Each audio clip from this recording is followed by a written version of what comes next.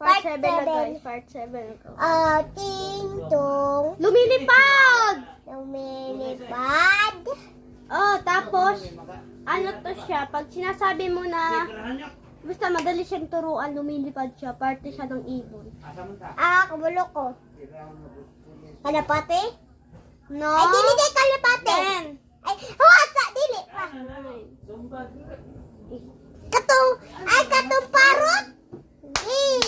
Parot. Parrot. Okay, sakto. Bibilisan na natin to guys. Iuman ko ka dili, parot. Nakalimot raw ako sa inyo. Ito siya guys, yung nabunot ko isa. Yay, nakakita man siya. Oy, ako ra may pakita. Oy, kalain. Hindi ko naman mabasa kaya ako. Babasa na nung ganina. Lunaya yan. Ano to? Pangalan pa rin. Mm. Puros pangalan yung nabunot ko sa kaya niya puros ano. Sige, part 8 na. Bye na. Goodbye.